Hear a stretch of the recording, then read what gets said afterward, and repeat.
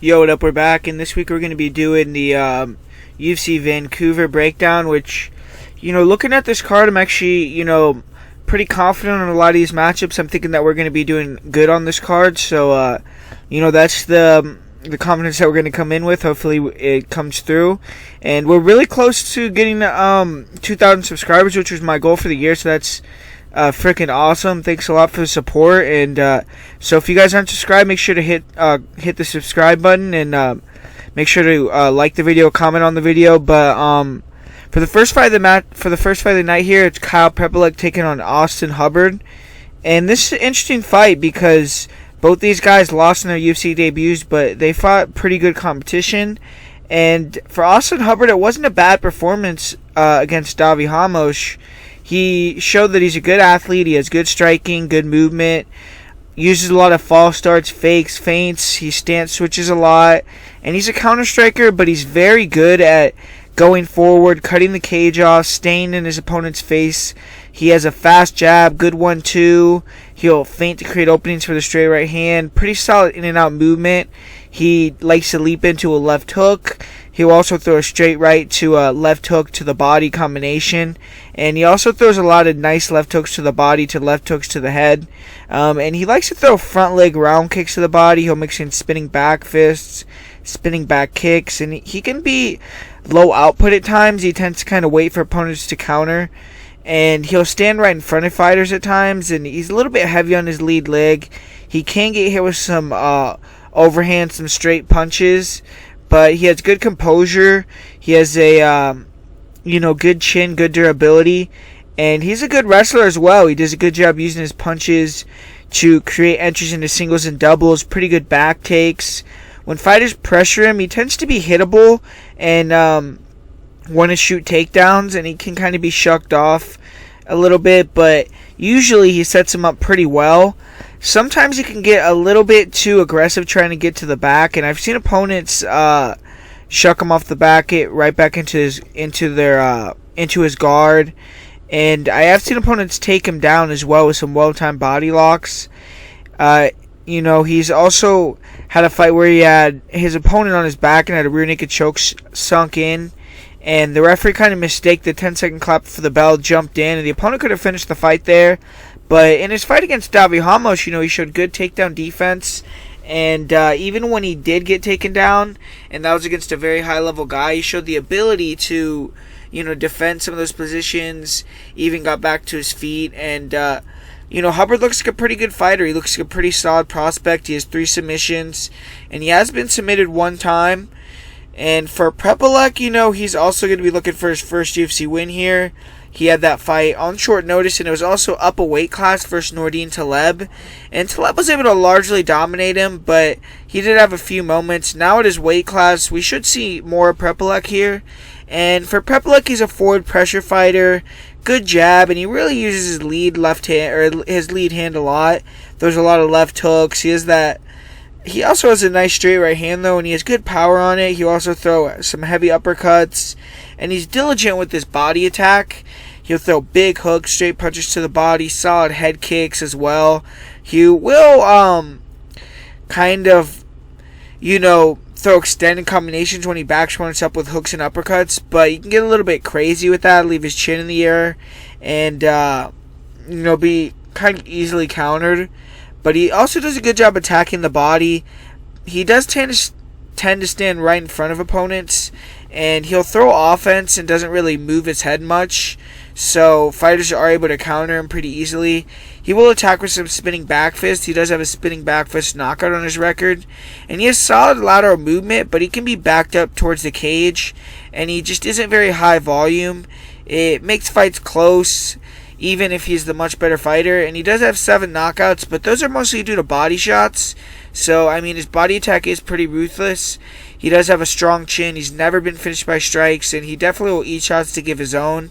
And he does like to mix it up as well. He will shoot doubles when he can back opponents to the cage, and he works fast on top. He likes to take the back or mount and finish the fight. He'll throw a lot of ground and pound. His takedown defense is very questionable. When he fought Cody Pfister, he was taken down with some very sloppy shots, and Pfister just wasn't setting his takedowns up at all. He was just diving for the legs. Even still, he was able to get several double legs, several body locks. And if someone could set takedowns up with punches, blend their techniques together, I feel they're going to be able to take Pebble down at will. Pebble does look pretty strong. He can reverse position. He has heavy hips. When he took top position versus Cody Pfister, he didn't really make any attempts to pass guard. He didn't throw much volume. He was just kind of controlling position. And when he does get taken down, he will try to stand up, but he gives his back, and he has had it taken multiple times. And he's been submitted twice early on in his career. And he does have 2 submissions himself. In this fight, though, I think that striking will be close.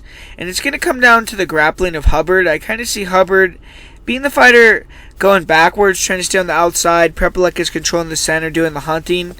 But that's going to be early on. And then I think after a while, I think that the feints and the speed, the different variation of Hubbard is going to start getting Pebble to back up. And I just feel that Pebble isn't active enough. Hubbard controls distance better. I think the feints, the constant body movement, the stance switching, his kicks are going to keep Pebble on the outside. I think that Hubbard's going to be able to get takedowns as well. I see him being able to use his punches to get a few takedowns. I see him throwing more volume and just being very, confident overall that, he's the better fighter here. And I agree. I see him being the better fighter. For Pebble to win, I think he needs a knockout. Hubbard's never been finished by strikes, so I'm pretty confident here, and the pick's going to be Austin Hubbard, and I'm going to say via decision. And up next year we have a bantamweight fight with Louis Smolka taking on Ryan McDonald. And Louis Smolka, he's going to be looking to improve his record to 2-1 in his second UFC stint. He returned to the UFC late last year. He had that win over Sumandarji, a submission win, which looks pretty good now because Sumandarji had that excellent performance against Andre Sukumtath. But he was subsequently submitted by Matt Schnell his last time out. And Matt Schnell is coming off a big victory. He's in line to be in the top 5 of the division, so that wasn't a terrible loss. He has decided to stay up at 135 pounds, though, and he's taking on Ryan McDonald. And Smolka, he's a pressure fighter. He likes to walk opponents down. He'll throw a check left hook, leg kicks, body kicks, and jab straight right hands. He will throw front kicks and then try to land the right hook over the top, but his striking minute is not good. He doesn't have great defense. He'll just raise his guard. He stands flat-footed. He's tough. He has a good chin, and he'll continue to press forward even after he's dropped or bloodied. He has no quit in him. He isn't a huge kill threat on the floor. Or on the ground, on the feet. He does have 6 submissions, or 6 knockouts, but most of those have been on the ground. And he's never been finished with strikes himself, though. So very solid chin. He is a good BJJ practitioner. He's tall. He's long. And he uses his length well to get body locks, trip takedowns. He will shoot single legs as well. And he did a great job of getting in on the single against Sumandarji. He was able to get good timing on the double leg as well. And he was able to drive shoot to the cage, change it to the single, got him down. And Smolka does a good job using his length in opponent's guards as well. He'll posture up. He'll land hard punches. He's good at throwing the legs to the side, moving to side control. And he looks to be more worried about control now than he previously was. And, he's not as much as getting into those scramble fests. But he still is active looking for submissions. He, obviously is always looking for submissions in most of his fights. And he has some good ground and pound. Against Sumandarji, he was able to get a slick back take, get the submission in that fight. In his last fight against Matt Schnell, though, he was caught in a triangle. He was submitted. And he has 7 submissions. He's been submitted twice. For Ryan McDonald, he was bounced from the ranks of the unbeaten in his UFC debut. He had that putrid performance, really, overall against Chris Gutierrez. He showed very little in that fight. Totally outclassed. And he needs to prove he belongs in the UFC here. His striking offensively, to me, isn't bad, really. He is long. He likes to stick and move. Good fluidity in his hand combinations. Nice kicks, nice jabs, solid 1-2. He'll throw a double jab, too, and that's very accurate when he throws it. He also likes to end combinations with leg kicks or head kicks. He'll throw a double jab, too, to a head kick combination. Left hooks, very nice left hooks. Front kicks to the body and the head as well. And he likes to throw tricky elbows like jab right elbow, or he'll fake the takedown, throw up elbows. The problem with McDonald's striking, though, is he lacks the power to make opponents respect him, and he doesn't move his head at all. He stands very tall. Fighters are able to find his chin with overhands, with hooks, almost at will. He's very hittable to the body as well, and he definitely needs to improve his defense. You know, he has good cardio because I've seen him drop badly, and he recovers quickly. He'll put the pressure back on, and he does have solid forward pressure. He likes to control the center, but doesn't use a lot of movement. He stands right in front of guys. In his last fight versus Gutierrez, he really struggled with distance control. Gutierrez was able to chop down the legs of McDonald, which really hindered his game, and he had a lot of trouble even landing. He was basically just a punching bag for 3 rounds. McDonald is definitely tough, man. He's not looking for a way out in there. He's never been finished, and he definitely doesn't have big power. He just has 1 TKO victory in his career. He is, an above-average grappler. He doesn't have great hands, so when opponents get on the inside, he likes to clinch up. He's good at using their clinch to push opponents to the cage, attack with single legs, and he will get high crotch slams, regular singles. He'll transition to doubles or body locks, and on top, he doesn't use posture really the best when he's in full guard. You know, opponents are able to use a high guard, put him in triangles. He does do a good job getting out of the triangles, passing the legs to side control. In side control, he will attack with some short elbows. He'll take the back, and he does have 3 rear naked choke victories. And in his last win, he had a nice high elbow guillotine. I think that that's something he needs to look for in this matchup because, you know, he has the length advantage here, which is something that Smolka's never had to deal with. And I think that the guillotines could be there for him. McDonald's going to need to use that length, you know, stay long, try to use his superior hand speed, technicality on the feet. I feel that he has an advantage in terms of fluidity. His reach could help him time Smolka as he gets inside. And I think in the grappling, McDonald could hold his own as well. I think his length is going to give Smolka some problems. It's the first fighter Smolka has ever fought who's taller than him. And I'm going to go with Ryan McDonald. I'm going to give him the benefit of the doubt here, pick him one more time. Well, I didn't pick him versus Gutierrez, but, you know, pick him in a UFC fight. I think that he's the better striker. He should be able to defend the takedowns or reverse with his length or his front chokes. I think that he's going to be able to avoid the submissions, land the higher volume on the feet, and have periods of top position. So I'm going to pick Ryan McDonald reluctantly here. And, not very confident in that pick, but I'm going to pick Ryan McDonald here. And up next here we have a pretty awesome fight. I mean, low-key fight that could be fight of the night. Skelly taking on Jordan Griffin. And, it was already scheduled to happen earlier this year, but Skelly had to pull out. He had an injury, and it was rebooked pretty quickly here. Skelly just has not been very active. He hasn't been able to stay injury-free lately. He definitely is a good fighter, though. He's a bit awkward with the way he moves on the feet, but he has nice timing. He's light on his feet. He'll bounce in and out. He almost kind of has like a fencing-style striking. Sticks and moves until he can time a takedown entry. Good jab, good 1-2. Really nice straight right, left hook combination. And if he lands a left hook clean, he likes to follow with hook, uppercut combinations. Throws a left hook with big power. He hurts a lot of opponents with it. Nice round kick to the body. He doesn't throw many kicks, but he will get wild to close the distance at time. He'll throw like flying knees, jump kicks. He needs to be going forward, controlling the center of the cage in this fight. And he's dangerous and close with front knees, uppercuts, elbows. He's deceptively fast in close range. He can catch fighters. He'll grab the Muay Thai plum and with big knees to the head, big knees to the body.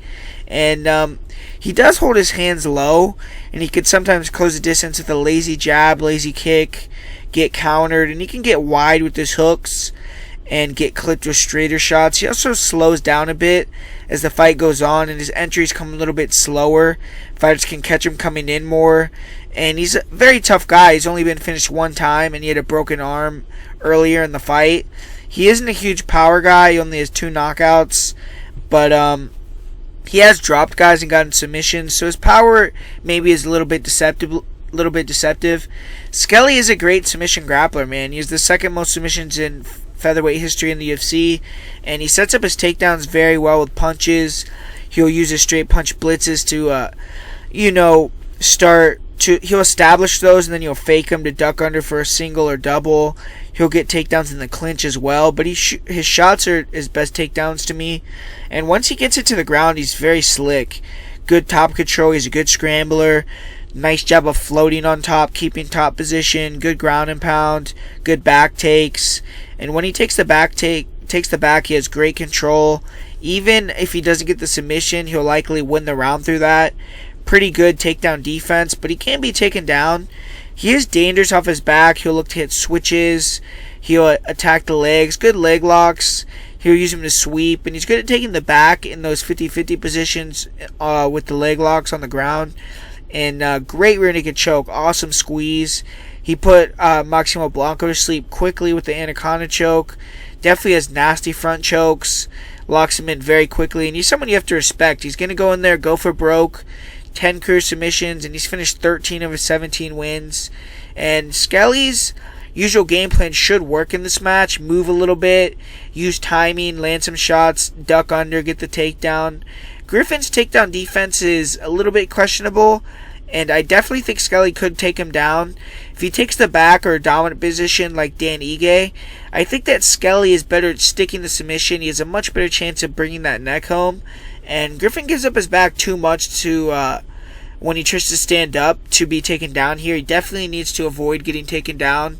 For Jordan Griffin, he's still waiting for the chance to bounce back from that loss in his UFC debut. He was scheduled to fight Skelly, then Vince Murdoch, and both fighters pulled out, and he was left without an opponent. And this is going to be Griffin's first fight in 2019. He is a southpaw, good distance striker, and he likes to use a lot of lateral movement on the outside, exploding with combinations. He has a good jab, good straight left hand. You'll throw a 1-2s. He also has a nice jab, overhand left. He's very aggressive. He's quick, closing the distance. Definitely going to probably be the faster guy in there. When he could back opponents up against the cage, you'll throw wide hooks in combination. And he tries to kind of guess which way his opponents are going to try to exit and throw 3 or 4 shots in a row to that side, kind of try to cut him off. In round 3, if he feels the fight is close or opponents are fading, he definitely will go for it. He'll put the pressure on. He'll trade with short uppercuts, hooks, and he's powerful. He also has dangerous kicks. He'll throw a 1-2 to a rear leg body or head kick. And if you can time his blitz, though, fighters can duck under, get easy takedowns. And he does have good power. He has 5 knockouts. He has a good chin. He's a wild man. He's only been knocked out 1 time, and he likes, being in that war, feeling the pain. He's a solid grappler. He's very explosive with double legs. He'll get big slams, solid body locks. He can't shoot from too far out at times, and his takedown defense just isn't great. His style kind of allows wrestlers with well-timed shots to duck under, get takedowns, and he's hard to hold down. He has good get-ups. He's pretty athletic. He's good at creating scrambles, jumping on submissions himself. Very good front chokes, and he'll use those to counter takedown attempts. He has a good guillotine from his guard. He'll use the chokes to roll to top position. Nice anaconda, and he's super aggressive on the ground. You'll jump on rear naked chokes with no hooks.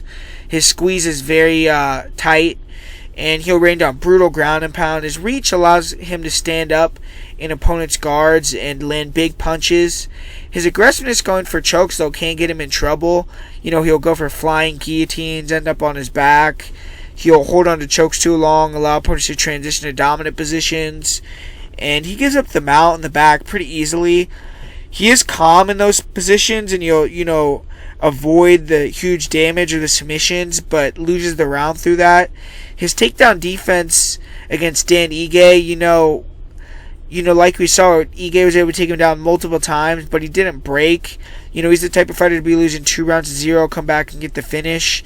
And he was able to scramble with Ige, who's a jiu-jitsu black belt, won a fair share of the exchanges. He was able to reverse Ige in round 2, land some pretty nasty ground and pound. And in round 3 was back and forth, so it was a close decision. But Griffin has 8 submissions. He has been submitted twice.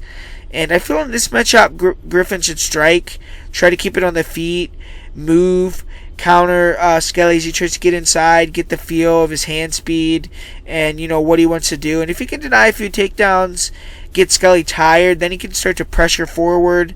And he's dangerous with the blitzes. He may be able to catch him, knock him out. But I think Skelly should get this one. I'm going to go with Skelly to get a submission in the first round. I see him taking the back in the rear naked choke. So I'm going to go with Chad Skelly in this fight. And I'm next year with Brad Katona taking on Hunter Azar. And for Brad Katona, he's going to be fighting for the first time in his career coming off of a loss. He had his 8-0 record snapped by Merab Dvalishvili, and he was dominated for 3 rounds in that fight. Katona is still a solid prospect in my eyes, but he definitely needs a win here. And he's going to be the better striker most likely. He's light on his feet, good in and out, sticks and moves, and he has heavy inside-outside leg kicks. He'll throw those early and often. He kind of likes to walk opponents into his punches. He has good lateral movement, nice left hook, good straight right hand. His left hook is powerful, and he dropped Jay Cuccinello with it twice. He does have a nice overhand right. He'll throw a left hook, right uppercut, left hook, right hook. You know, he throws pretty nice combos with both hands. He'll attack the body with straights, with hooks. He has nice body kicks, head kicks. Good job feinting to create openings for the pull counter as well. And he's good at hand fighting with his lead hand. He really doesn't move his head much, and he can get timed with counters, and he can be hit with jabs, straight punches. His defense does leave a little bit to be desired for sure, but whenever he gets hit, he's very composed. Even when he eats a big shot, he doesn't show it. Great chin, and he only has 1 knockout. He's never been knocked out in his career. Katona is a black belt, not a bad grappler at all. He has good timing on double legs, good drive to finish. He likes to use the single to drive opponents to the cage. He'll lift, slam with the high crotch. Really excellent at reshooting if he can't get the initial takedown. Very fast entries, good top control, good floating ability. He moves to dominant positions well, and very good at taking the back when opponents try to stand up. He was able to get a rear naked choke against Bryce Mitchell. He got a tight guillotine in that match as well that he almost finished with. He was grinded out in his last fight. He couldn't get up off his back. And he's facing another fighter with a heavy wrestling top game style in this matchup. And in his fight with Merab, he really didn't do anything technically wrong, man. He dug double underhooks well. He had a good whizzer, great balance. He just struggled with the physicality in Merab. Even when he had dominant positions in the clinch like double underhooks, Merab was still able to land trips, and Katona did throw some unset up kicks at times that did get him put on his back. Katona really isn't bad off of his back though at all. He has a good guard, he defends well, good get ups, but struggled to stand up versus Merab. And he'll usually throw up arm bars, triangles, but couldn't use submissions really due to the top pressure.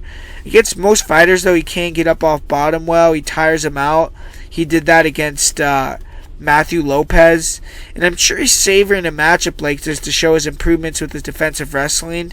And Katona has good cardio. He's a smart guy, and I still feel he has potential, man. He has 3 submissions, and I would say he has 4 really. He kind of submitted Matthew Lopez at the bell.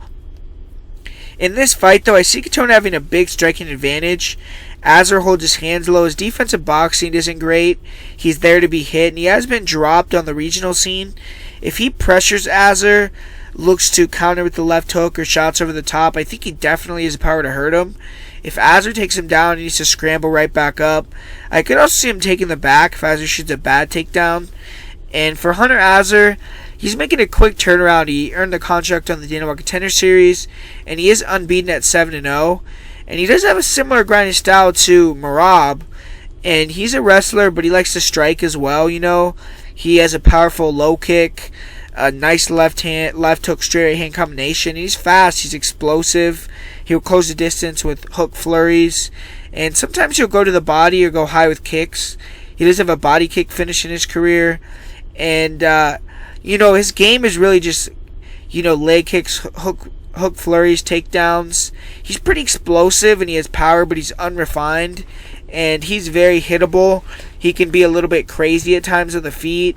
I've seen him drop before, but he is, an iron will, and he does have 3 knockouts. He is a 4-time state champion wrestler at Montana, out of Montana, and he has a good single, good double. He's pretty physical.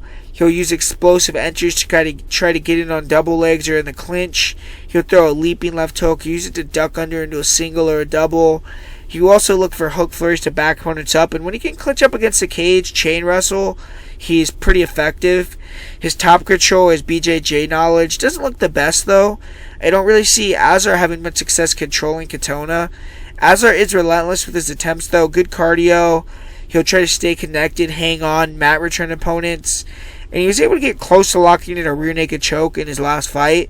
But he isn't a huge submission threat. He only has one in his career.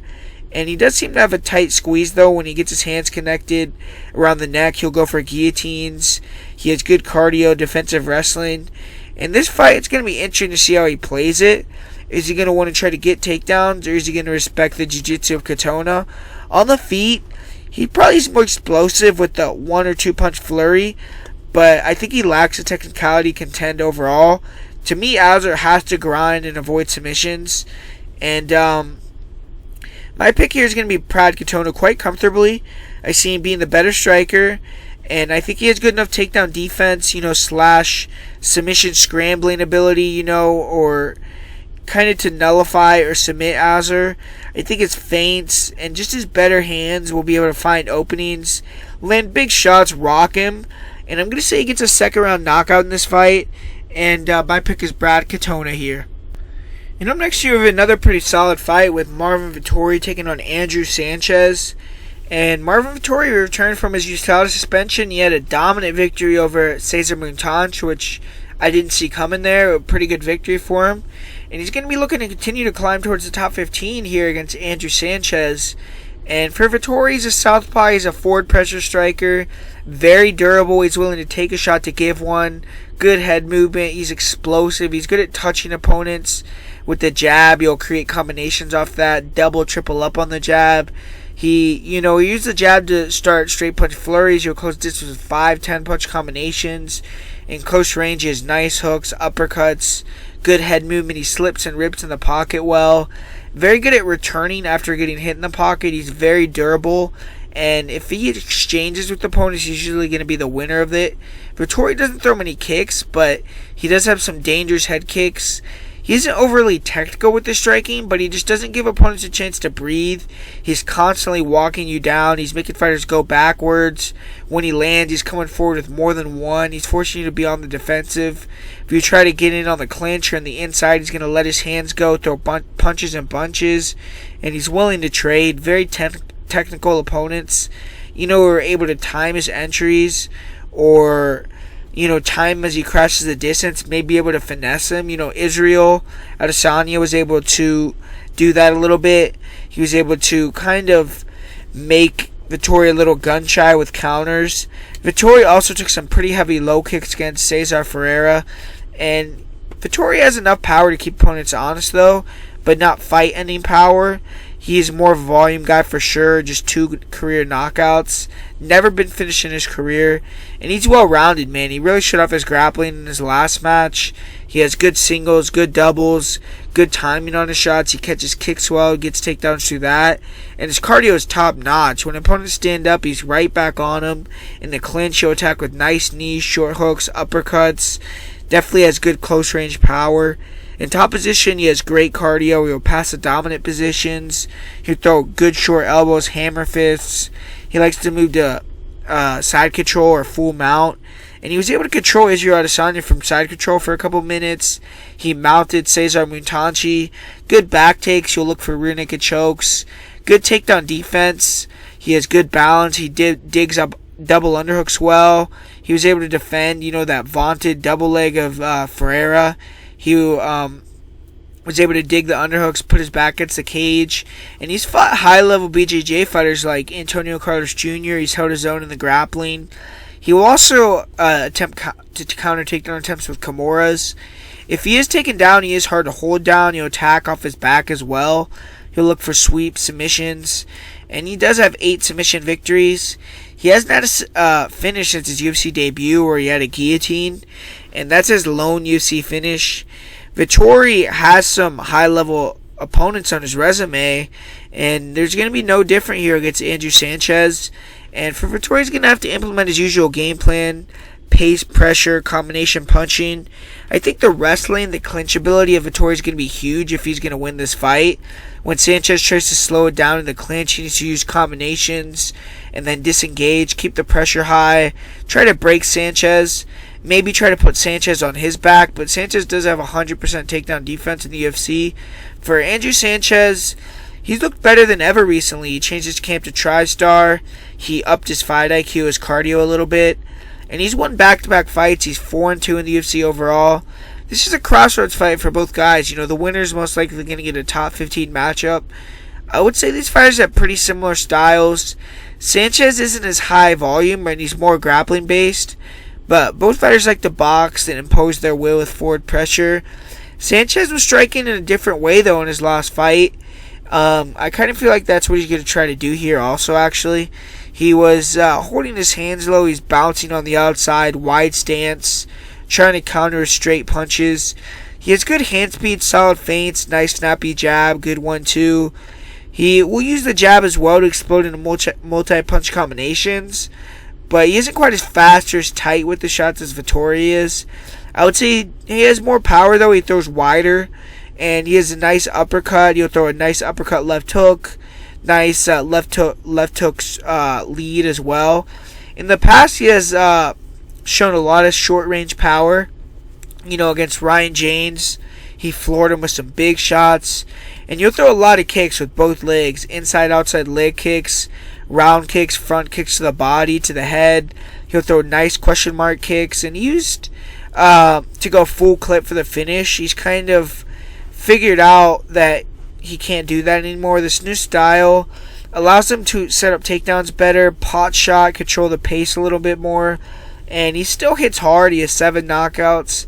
His chin is questionable, though. He has 3 KO, TKO losses, and Sanchez has gone back to his roots in his last 2 fights. He's used a lot of cage grinding, wrestling, and he has good clinch control. He'll attack with knees to the body, to the head. He can leave too much space, though, be hittable in the clinch. I feel Vettori is going to try to take advantage of that, throw a lot of volume in the dirty boxing range. Sanchez needs to have the cardio to keep the pace. He did show off a nice single leg in his last fight. When he takes opponents down, he does a good job grapevining the legs, trapping the far wrist. When opponents have their backs against the cage, he will try to slowly move into full mount, and his top control is pretty impressive. In top position, I do think he could give Vettori some problems. Sanchez's last 2 opponents haven't had the same wrestling level of Vettori, and it's going to be interesting to see if he can get him down. The wrestling and the cage control has been key for Sanchez in his last 2 victories, not only because he won those positions, but he got to rest a little bit, control the pace. I definitely feel he's going to have to do that again in this fight to win. We haven't seen anything from Sanchez off his back in the UFC as 100% takedown defense. Sanchez does have a good pedigree in jiu-jitsu, but he just has 2 submissions. He hasn't gotten a submission since 2012. In this fight, Sanchez is going to need to be better than ever. He's going to have to use his counter and his distance control. He has to make Vettori pay as he tries to enter range, make him respect him, slow the pace, and then see who the superior grappler is. If Sanchez is able to get the single legs to control Vettori against the cage, that's going to go a long way to him winning. He can't brawl here. He has to fight with the game plan. But I feel Marvin Vettori should win this matchup. I think he's going to be able to cook Sanchez here, win the decision where he runs away with it late, or even finishes him in the 3rd round. I just see his pressure, his combinations being too much for Sanchez to deal with. I think Sanchez will land some counters, but unless he lands a finishing shot, I don't see him backing off Vettori. I think Vettori is extremely durable. He's willing to eat shots all night. I think when Sanchez tries to grapple, he's going to be rebuffed, maybe even put on his back for the first time. I just see Vettori being the better all-around fighter, better conditioned. I will say Sanchez survives to the final bell, though, but loses 29-28 or 29-27 with the 10-8 in the 3rd round for Marvin. And the pick here is going to be Marvin Vettori to get the job done. And up next here we have Myles Jons taking on Cole Smith.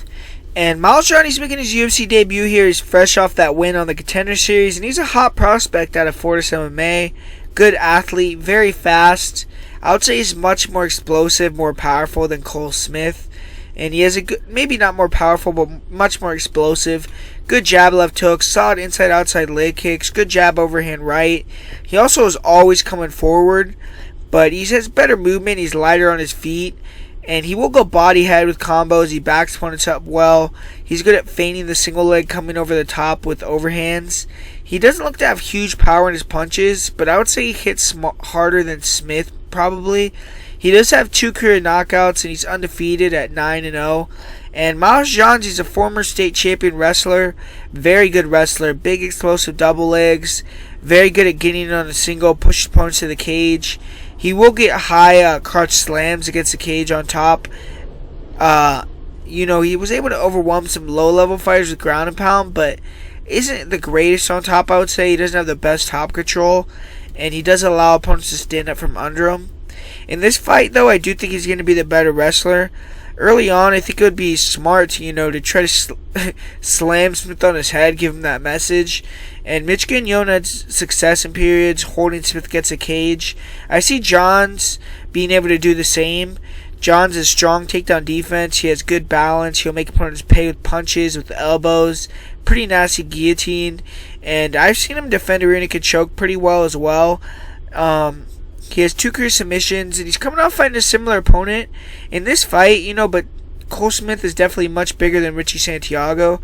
Jons got a little bit tired in that fight, and he needs to have his cardio raised here. I think in this fight, Jons is superior everywhere. He's more technical. He's the better athlete. The only way he could lose this fight is if he gasses out. This is the tallest, biggest fighter he's ever faced. And if Smith could start to stuff his takedowns, he could start to have success. I just don't think Smith is very dangerous on the feet. So he's probably going to have to take Jons down, which is going to be tough. If Jons comes into the spot with his cardio on point, it's definitely his fight to lose, in my opinion. Cole Smith made his UFC debut. He won a decision victory over Mitch Gagnon. And he's going to be the hometown fighter here. He's also undefeated at 7-0. Even with the victory over Gagnon, though, I'd say this is a step up in competition. Mitch, he was returning off a long layoff, and he also hasn't won a fight since 2014. And Smith, he's a grinder. He's a great mindset. He's going to come into the cage, thinking he's a motherfucker, and he's going to hurt you. So he's a dangerous guy. And his striking is not very good, though. In his last fight versus Gagnon, he was trying to keep the distance with kicks. He does have some nice leg kicks, and he throws a lot of round kicks, front kicks to the body. He was throwing the front kick with both legs. He was throwing it to the head as well. And when he throws those kicks, though, he tends to leave his chin right in the air. He doesn't really have hands. He'll try to wing hooks and close range back opponents off, but he doesn't move his head. Very hittable. His movement isn't bad, but he just isn't the fastest or most explosive guy. The best aspect of his striking game is when he can get opponents back against the cage. There he's harder to gauge when he's going to throw a shot or shoot in on a takedown. So he can land some hand combinations. He can land some nice kicks, good knees, and he throws nice combinations off the breaks. His striking really isn't dangerous though, and if opponents are able to pressure him, stuff the takedowns, I'm not sure he's going to have much of an answer. He was rocked and dropped with the shot against Mitch Gagnon. He does have 2 knockouts in his career, and he's a grinder. He's big for the division. He has really good cardio, and kind of is a little wild in his striking, but he'll use it to back opponents up, clinch up against the cage. He'll control opponents there. He'll use his chain wrestling to wear on them, and he has good double legs. So he'll use the double to get the tight waist, start circling to the back, kind of stay in that wrestling ride position, continue to mat return opponents. When they try to stand up, he just dumps him right back down, demoralizes him a little bit. His back takes are pretty good also. He'll get the body triangle. He has good control. He doesn't do a great job of softening his opponents up with punches, though. He kind of just looks to lock in the rear naked choke with brute force. And due to that, he's not very proficient at finishing in back position. In his last match, he was able to deny almost all the takedowns of Gagnon. He took the back. He was controlled against the cage, though, a bit. But he used a guillotine, used a Kimura to defend the takedowns, get off the cage. And he was caught in a deep guillotine as well. And he puts his head in positions to be guillotined on takedowns too much. His cardio is just really good, though. He's dogged. He wears on fighters. He makes it tough to deal with him. When he gets on top, he's just hard to get up from under. In this fight, I do feel Jons probably is the better wrestler. But if Smith could try to drain him, he could maybe take over late. Smith does have 2 rear naked chokes, 1 armbar, and he's going to need to go forward, stay in Jons' face, stuff the takedowns. When they, when they come, attack the body with kicks, try to drain the cardio. Once Jons is tired, put him on his back and implement his game. But I like Myles Jons in this fight. I think that he's going to have a big speed advantage, and he's the superior grappler. I see him being able to make Smith hesitant to throw kicks, close the distance because of his punches and his ability to close the distance with shots over the top. And you also see Jons landing some single legs, controlling against the cage. As long as he avoids getting put on his back, I see him winning this fight. I don't think Smith has big power. I don't think he's dangerous for submissions. And I just see Jons being the better fighter overall. And I'm going to say Jons via first round finish or Jons via decision. And this is another fight that I'm pretty confident in for Myles Jons to get the victory. And up next here, we have Augusto Sakai taking on Marcin Tybura. And Marcin Tybura is in desperate need of a victory. He's coming off a knockout loss, and he's lost 2 of 3 fights. He's been very up and down in the UFC, 4-4 record. And he's light on his feet, uses a lot of straight punches, straight front kicks to the body. Then he'll throw some nice round kicks to the head. He will switch stances. He tries to give different looks. And he has a decent jab, good counter right hook. He will throw almost a leaping straight left hand. He'll throw a nice uppercut left hook combo. His head movement isn't bad, but he tends to hold his hands low, and he can get hit clean. And when he does that, he usually gets square up, and he just backs up in straight lines. He doesn't control the center the best, and fighters that pressure him can push him back. He just doesn't have the best footwork, and he's going to need to use kicks, lateral movement, shove his superior foot speed in this fight, which he does have, but he doesn't use that very much. And I would mainly look to hit blast doubles in this fight. On Sakai, though, for Sakai, though, his striking isn't super dangerous, but it just is relentless. For Tybura, he has been KO'd 3 times in his career, including in his last fight. He does have 7 knockouts. And Tybura is a good grappler. He has strong body locks, good double legs, and he will look to control opponents against the cage, but he doesn't do much from there. He just tries to kind of take a break. He can be reversed and, just have his back stuck against the cage as well, but he does have very quick takedown shots. He's faster than most heavyweights with those. He will, feint a jab or a straight, duck under into a blast double. And in his fight with Struve, he got several well-timed doubles. He was able to land some nice short elbows, hammer fist, and he controlled position inside of Struve's guard well. And Tybura has good passing ability for a big guy. He does a great job getting them out, taking the back. He doesn't do a ton of damage from those positions, and he needs to become more dangerous there. And if he can learn to do damage, I think he could sink in more submissions. I think he could get way more finishes than he does. He does have good cardio. He could push for 3 or 5 rounds, but he has some lapses in judgment at times, bad fight IQ. He does have 6 submissions, but none in the UFC. In this fight for Tybura, I would look to use his strikes to set up takedowns. Sakai's going to be right in front of him, and if he can get a takedown early, cement position, I think he can go a long way in winning the fight. For Augusto Sakai, he has started to secure 2-0, and he's looking to jump into the top 15 with the win over Tybura, but his last one was very controversial. I mean, go back and watch that fight and tell me how he won that fight, but he was awarded the split decision victory against Andrei Arlovski. Sakai is a huge guy. He cuts weight to make the 265-pound limit, and he's going to be the bigger fighter here. He is a forward pressure striker. He isn't the fastest guy. Fighters who can stick and move well are going to give him problems, in my opinion. He relies on his constant forward pressure to slow guys down. He will try to cut opponents off, back them up towards the cage, make it small. And when he can get fighters' backs near the fence, that's when he closes the distance with combinations. At range, he's pretty low volume. He'll throw some leg kicks, front kicks. He has a nice jab, good one too. He'll also wing some hooks, overhand rights. And he's deceptively athletic. He'll close the distance with some flying knees, front kicks to the face. But when opponents' backs are against the cage, that's really the only time he does that. He usually finishes fighters with attrition. He isn't a one-punch knockout guy. He fights at a slow, deliberate pace, but when he has an opponent hurt, he can pick it up, throw longer combinations. He does have 10 knockouts, and he's going to be the much more durable fighter. That's one of his biggest advantages in this fight. He's going to be able to eat shots and continue to come forward. And if Tybura can't take him down, he's going to maybe gas out. but Sakai's never been finished. Sakai isn't a grappler, but his takedown defense isn't bad. He will use underhooks to deny takedowns. He's very strong. Against the cage, he was taken down by Czech Congo with some singles, with some doubles. He was able to use the cage to stand back up, but he was tired. And for Sakai, he is decent in the clinch. He's heavy. He'll grab the tie plum. He'll lean his weight on opponents. Slam big knees into the body, to the head. And if he can drop an opponent and get on top, he's heavy. He'll throw nice elbows, and it's hard to move under him. He finished Chase Sherman with ground and pound. Off his back, he does have good get-ups against the cage. But in space, he doesn't look to have great get-ups. He can be controlled. I haven't really seen how Sakai does against an aggressive passer like Tybura. When he was taken down by Congo was just kind of resting inside Sakai's full guard. Sakai isn't dangerous off his back with submissions or on top. He has no submissions. For Sakai, he's going to need to come forward, cut the cage off, stuff the takedowns, up the volume a bit, attack the legs, the body, break Tybura. Tybura's a little chinny. If he lands clean, he could knock him out. This to me is a very close fight, interesting fight.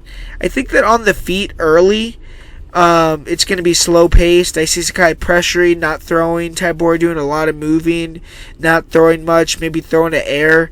I think eventually, though, Tybura is going to close the distance, shoot a double, drive into the cage. I think Tybura is going to have some success with takedowns. And Sakai doesn't have big knockout power. He isn't super explosive. And unless he can constantly stuff the takedowns or get right back to his feet, I see Tybura winning. Sakai would need to play the long game, pressure back Tybura, get him near the cage, attack with leg kicks, body shots, combinations to the head. I think on the feet, though, Tybura is going to hold his own. I just see him winning. If he loses this fight, he should think about retiring, to be honest. So I'm going to go with Marcin Tybura via decision here. And up next here, we have a light heavyweight matchup with Misha Cirkunov taking on Jimmy Crute. And Jimmy Crute's going to be looking to defeat another veteran. He was successful in his against his first name opponent, I would say, in Sam Alvey. And he's going to now face another tough test in Misha Cirkunov. I would say it's a step up in competition. Crute is aggressive. He's athletic with some, good grappling skills. He's pretty light on his feet. He's pretty quick for someone his size. He'll throw a jab, straight right hand. He has a good overhand right. He'll throw overhand right, left hook, and that's what earned him the finish on the Dana White Contender Series. He landed a really nice straight right hand that finished Sam Alvey in his last fight, or dropped Sam Alvey. And, he will slip the jab, throw an overhand left. He has a decent head kick, solid body kicks. He still is green on the feet a little bit, in my opinion. He'll use big movements at times to close the distance. He's hittable. And he needs to be careful against Cirkunov, because Cirkunov is a good counter striker. Crute is a big, powerful guy. He isn't a huge knockout threat, though. He has 3 TKOs, 2 being on the ground. And he did get that finish against Sam Alvey in his last fight, though. He is undefeated at 10-0. He's very durable, confident. And he's a very strong wrestler. He has good double leg. He has quick passes. He does do a great job getting his side control, then full mount. And he gets very high in the mount. He'll land heavy ground and pound punches, elbows. Great job staying heavy, not letting fighters explode up, buck their hips. He can't get too high, though, rolled at times. And he will also attack the legs. He does a good job ending up on top position by winning the scrambles. Nice arm triangles. He'll attack with Kimuras. Good takedown defense, good sprawl. He'll circle to the back. And he was taken on a few times against Paul Craig, though. And he did show some decent defense on the mat. Good sweeps. Against Misha, I don't think it's going to be so easy to sweep him. Craig also did have some, a couple minutes of top control in the second round. If he allows Cirkunov to take him down, I think he's going to be in danger of being submitted. For Misha Cirkunov, he's in desperate need of a victory here. He's lost 3 or 4 fights. He's been finishing all 3 of those losses. And he was finishing 36 seconds against Johnny Walker. For Misha, it's been kill or be killed in the UFC. All 8 of his fights have ended in a finish. Cirkunov, he's a big physical fighter, grappling base. He's a southpaw. He likes to throw out his jab, 1-2. He'll throw the straight left hand as a lead as well. He'll throw a jab, right hook, left uppercut.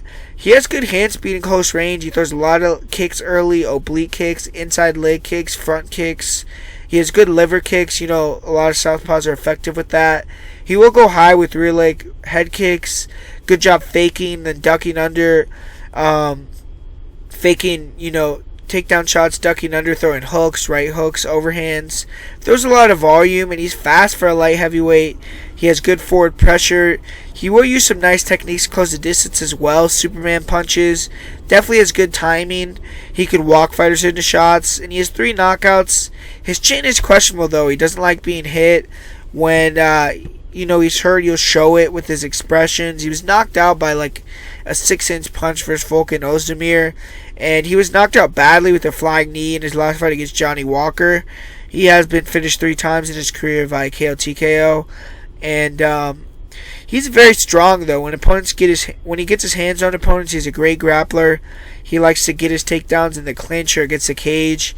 When he gets in the clinch, he'll dig double unders, dump opponents, or push him to the cage. Good control with knees to the legs to the body. He also does a decent job throwing punch combinations off the break. Good double or single legs against the cage. Good chain wrestling overall. And on top, he's very good. He works quickly. He looks for submissions.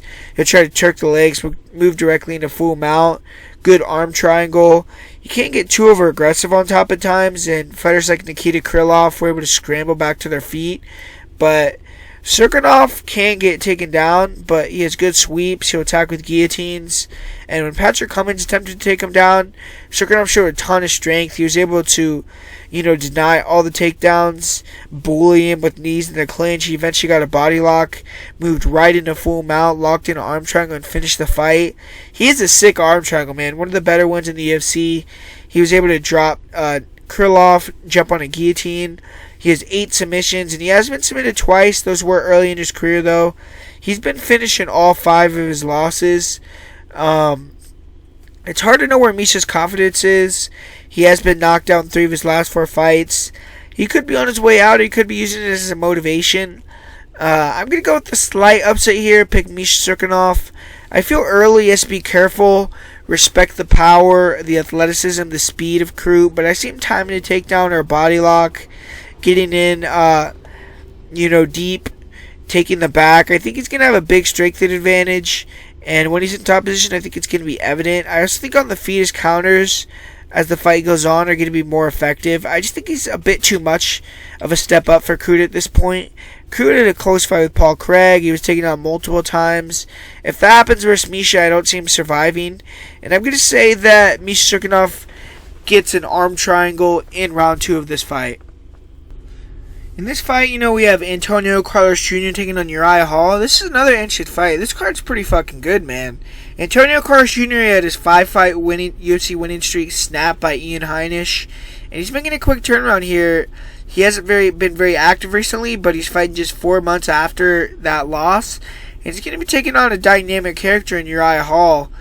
But Carlos Jr., he's big, he moves well, and he's going to be a difficult task here for Uriah Hall. Uriah Hall is looking to win back-to-back fights for the first time since 2015. This is going to be his first fight in 2019. He's coming off that comfort-behind knockout victory of Bavon Lewis. That's typical Uriah Hall fashion lately. Hall's last 3 wins, he's been losing, and he came back and got a one-shot knockout finish.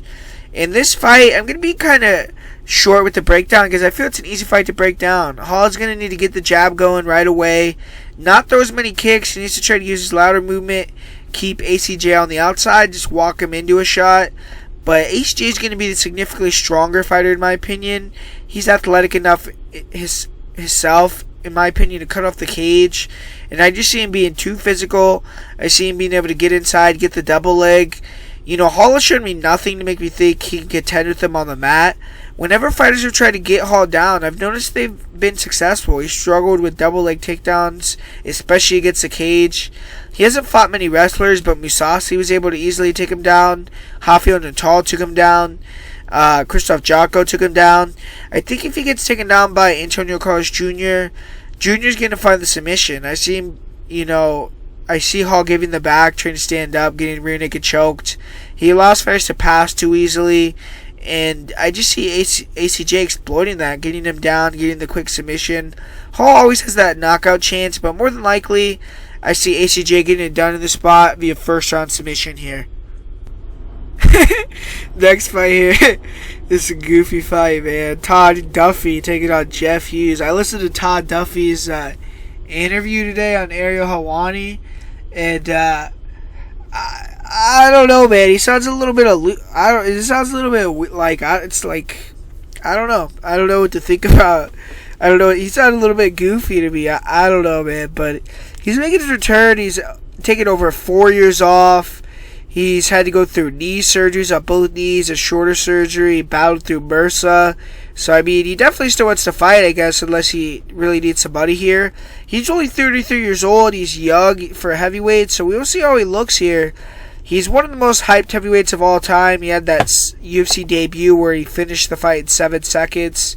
And he's a physical specimen. He's a freak athlete. You know, he's like, I would think, you know, like the White French Ngannou if you've never really seen him. But things didn't really go as planned for him, man. He was knocked out by Mike Russo as like a minus 800 favorite. And, you know, he was able to get back-to-back wins in the UFC, but then he was knocked out again by Frank Mir. And the one thing you can't take away from Duffee, though, is extremely fast, dangerous, athletic. And he goes for, in the first round, he has 8 first-round knockouts. All 9 of his victories, he's won via KO within the first 2 rounds. And he has a very fast hands, you know, throws nice hand combinations. And a nice jab left hook. He's very powerful. His left hook is what earned him that 7-second knockout. He would throw a jab overhand right or a left hook overhand right uppercut combination. He would throw an overhand right, overhand right to another overhand right. If he lands it, he'll kind of throw 2-3 in a row. He finished Phil DeFries with a nasty combination of overhand rights. When Duffee hurts someone, he swarms in for the kill. And he can get very wild, you know, and it kind of makes it a 50-50 fight, but he takes a lot of guys out. He doesn't throw many kicks at all. And there's several issues with his style, man. When he hurts someone, he becomes very aggressive, just closes those wide shots. It leaves him very open to be countered, makes it like a 50-50 fight. He can get knocked out in those exchanges. That's how he lost to Frank Mir. And he's been finished in all 3 of his losses by knockout. Todd Duffee does have pretty good takedown defense. In space, he's very hard to hold down, or very hard to take down. He has fast hips. He's like a brick wall. When you try to clinch up with him, he'll pull his hips back. He pull counters with the uppercut well. Against the cage, though, his takedown defense is not as good. He doesn't have the best clinch technique. He's strong. He can reverse position and get his back off the cage disengaged versus most guys. I haven't really seen much of him off his back. He did get taken down very briefly versus Phil DeFries, but he bounced right back up. He doesn't look for takedowns of his own. I don't think Hughes is going to be able to take him down, to be honest. And I don't expect him to attempt many takedowns. Duffee has been out for almost 5 years. I mean, he could come in here hit a blast double for all we know. But, from what I've seen, I feel this fight stays standing. Jeff Hughes has had a terrible loss in his UFC debut. I mean, no other way about it. He was fighting an opponent he already defeated in Maurice Green that was coming in on short notice, looked out of shape, and he dropped the ball. He lost the decision. A lot of people thought he won, but it was a poor showing nonetheless. Hughes is going to need to be a lot better in this fight. He definitely is going to be the lesser athlete, and he's going to have to weather a storm in round 1. For me, this is a coin flip fight. You know, Duffee could come in here and bulldoze him, or show a new and improved game. But Jeff Hughes is a tough fighter, and he's athletic. He actually has some decent boxing, hit speed, nice 1-2 hook combinations. He'll throw a nice right hook to a 1-2. He'll throw some nice lead uppercut left hooks. He'll throw a right hook overhand. And in his first fight, in the UFC, he kind of was thrown off by the range of Green and the athleticism, the ability to throw kicks. But he's good at throwing in combination when he can back fighters up, especially at close range. He'll mix in uppercuts, hooks, spinning back fists. There's a lot of volume. He's well conditioned. And he doesn't have huge power. He does have 4 knockouts. Strong chin. And he was TKO'd one time in his career. He also likes to work against the cage and in top position. He was able to, back Maurice Green up and land some uppercuts, overhand combinations. And he has good body lock entries. In top position, he does have decent control. He'll wear on guys with short shots. He has, decent passing ability. But I've seen him sweat before. I've seen him threaten with submissions. But in this fight, I would say to maybe try to go for takedowns a little bit. But if he can't get him get him against the cage or get takedowns, just try to use forward pressure and try to make Duffee tired. Because what we saw before in Duffee's previous career is that about like a 4-minute gas tank. So he gets very tired very quickly. And if Jeff Hughes is able to be the more durable guy, I think that his straight punches down the middle are going to start landing if Duffee gets wild and tired, especially if he starts throwing wide. And fuck, man, I hate picking Hughes. I really don't want to pick Jeff Hughes. After his loss against Maurice Greene, I was saying I was never going to pick him in a UFC fight, but I'm going Jeff Hughes via 3rd round knockout in this fight. And up next here, we have a pretty good fight with Nikita Krylov taking on Glover Teixeira in the co-main event. And Nikita Krylov was able to get back in the UFC win column in his last fight. Excellent performance, finishing Ovince St. Preux. And he's going to be taking on a legend here in Glover Teixeira. A win here would likely get him a top 5 matchup, so it's a big fight. And Krylov, he's a very good striker. He starts fast. There's no feeling out process. And he gets right in your face early. He tries to stay long, throws nice front kicks, round kicks to the body, to the head. And he'll go high with the left high kick a lot. He has fast hands, nice jab, straight right hand. He does a good job setting up the jab, straight right hand combination with the leg kicks. He has a nice right hook as well. And when he starts to find his range, get opponents moving backwards, he'll start to up the volume. Good spinning back fist, good fakes, good feints. And he throws head kicks mid-combination. They're very tricky, hard to see coming. When he lands, he likes to blitz his opponents, gets their back against the cage, flurry, and try to finish. And he can get close to distance a little bit wild, running with his chin high. He can sometimes throw some body kicks without sending them up, get countered. And he seems to not really react well to getting hit. I would say he doesn't really have the best chin. He has been knocked out a few times. And he's good in the clinch. He's very aggressive. He'll get double underhooks, push you against the cage, land nasty knees to the body, to the head. He has finished people with knees to the head in the clinch. He'll go for takedowns, and then he likes to, get the back at the rear naked choke. He has nice front chokes, guillotines, very tight squeeze. He taps people out very quickly, and once he gets his hands locked, he will sacrifice position to get the guillotine. Sometimes he can allow fighters to advance position through that. He allowed OSP to get a Von Flue choke through that. He makes bad decisions at times. I think it holds him back from his true potential. His takedown defense is not very good. He can be submitted as well. He's been submitted 5 times. I feel like he needs to avoid grappling in this fight. Keep it on the feet. Use his footwork. In and out movement. Get Glover to overextend with feints. Counter with straight punches, with kicks. And he could be able to get a KO here, but avoid grappling, avoid wrestling. For Glover Teixeira, he turned back the clock yet again against Ion Cutelaba, and he strung back-to-back wins together here. And he's taking on another guy in Nikita Krylov, who's kind of an uppercomer, but I would say is a step up in competition.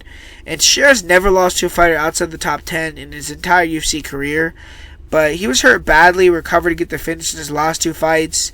Definitely is older, and he's diminished a bit.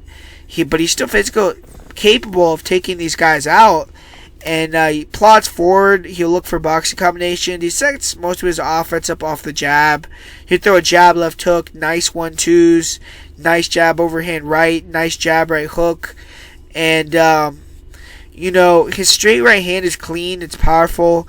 He throws a left hook, straight right hand combination. He'll rip to the body with hooks. And, the body shots do help disguise his takedowns. He isn't as fast as he once was. He doesn't move his head either as well. He's much more stationary, hittable. He has a nice uppercut, though, and he puts the pressure on guys but still throws hard. And when he gets inside, he's still very dangerous. He'll unload with hooks to the body, to the head. His ability to take a shot is diminished. But I would say he still is a solid shit. I would say that he's still maybe is more durable than Krylov. He has 17 knockouts. He has been finished 3 times in his career. I do feel that if he lands clean, Krylov is going to get hurt in this fight. Teixeira is an awesome grappler. He has great dirty boxing in the clinch. He attacks the body with big punches to the head as well. And he's a strong wrestler with a black belt jiu-jitsu, great single leg. Good job using the single to push opponents to the cage, change it to a double, dump fighters. Good doubles against the cage, good body locks. He was rocked with big elbows when he was in on a double against Carl Roberson, but in his last fight, he was able to land a nice one, get right to the mount, finish the fight. And sure has great top control. He likes to get half guard, keep his weight heavy on opponents.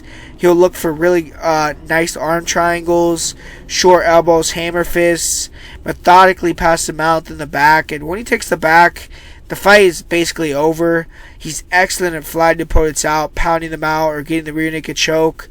He will also move to side control, where he'll look for the crucifix. Really great takedown defense as well. Digs good double underhooks, nice sprawl.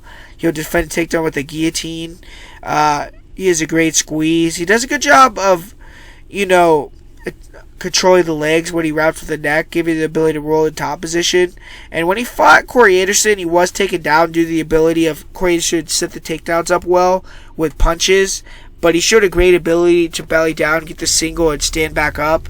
And he has 7 submissions. He's never been submitted. He has back-to-back submission wins. He's going to be the bigger, more experienced fighter here. He has good cardio. The game plan for Cerrone doesn't change much these days. He's going to try to get inside, use his hooks, uppercuts to set up takedowns. If he gets top position in this fight, I think he definitely could get the submission. He can't show respect to Krylov. He can't bite on the feints on the outside. He needs to be aggressive, throw hard, try to touch the chin of Krylov, take him down. And, I've gone with Glover Teixeira the last 2 times. People have been fading him. And I'm going to go with Glover again. I feel that he's going to be aggressive here, not show respect, actually hurt Krylov on the feet, get the takedown, submission via arm triangle. Krylov could easily win the fight as well via knockout, but I like the fight IQ, the toughness of Glover more than the dynamism of Krylov. And I'm going to say Glover via first round submission here. And up next year we have Donald and Cowboy Cerrone taking out Justin Gaethje. And, Cowboy Cerrone is coming back really fast, only 3 months after that ass whooping that Tony Ferguson gave him, man. I mean, he took a lot of damage in that fight. His face was beat to a pulp. And, typical Donald Cerrone fashion, I guess he's coming back this quickly. But it's a little bit scary, to be honest, that he's coming back this fast. And, he did get a say that he got a knockout against Justin Gaethje. Or maybe not a knockout, but he dropped him, gave it a concussion in a sparring session a few years back. So I'm sure he's drawn some confidence off of that. But Justin Gaethje's looked better than ever. Recently, he's won back-to-back fights via brutal first-round knockout. And he's coming off that knockout at Edson Barbosa. Now he's taking on another similar guy, in a similar spot in their career, in Donald Cerrone. Cerrone, in this fight, I feel like he has to make it a deliberate pace. But I think Gaethje is going to take it to that place, man. I think the constant kicking, the forward pressure of Gaethje is going to be a problem for Ferguson. I think he's going to be, attacking with those inside-outside leg kicks. I think he could start attacking the body in this fight as well, and maybe potentially try to hurt him with body shots. But Cerrone likes to fight at a deliberate pace, control the center of the cage in this fight. I think that Gaethje is going to be going forward with his kicks, smothering Cerrone. And Cerrone's a guy who's flat-footed and backs up, and he's going to have to deal with the kicking game of Gaethje. I think that Donald also has a lot of scar tissue, and, Donald is better going forward. That's what he can counter. He isn't good countering off the back foot. Even if he, hammers Justin with a big counter, I believe Justin's going to recover, come back like he always has, except for a couple times. And, I just feel like Gaethje right now is at a better point in his career. I feel like the ability that he has to get to that place to, just dig down deep and make it a dogfight. I think he has more will, and he's more unbreakable at this point than Donald Cerrone is. Donald Cerrone does have a chance to land a head kick, land a big shot, because Justin is definitely hittable for sure. He walks in. Obviously, Cerrone's had that success against him before where he hit him, he knocked him out. So that obviously probably he's going to be drawing from that for sure. But just in this fight, man, I feel like the firepower advantage in terms of the power is on Gaethje's side. I feel like Gaethje's going to be more willing to stick in the pocket, counter with his overhand right with his left hook. I think he's going to attack the body with straight punches, then try to come over the top. and I think his ability to take a shot to return with power is going to catch Cerrone off guard. I think that his ability to go forward and the fact that he's 17 knockouts and 20 wins is a big deal here. He's also a former All-American college wrestler, and Cerrone tends to use takedowns to slow the pace against pressure fighters, and that's how he's able to kind of win fights against guys that pressure him. But against a guy like Justin Gaethje, I definitely don't think he's going to have the success in taking Gaethje down. So I think he's going to have to try to deal with that forward pressure and, control the center, try to attack the body of Gaethje as well, where Gaethje has actually also shown that he's a little bit weak to the body. But I think Gaethje's more willing to go to that place, more willing to dig deep, and I just feel like those kicks of Cerrone are going to be nullified because he's going to be put in boxing range. He doesn't have tight boxing or the greatest defense. He can be exploited there. He does have a nice chuck left hook, but I would say he's gotten better in dealing with pressure fighters with front leg side kicks, stop kicks, stabbing front kicks.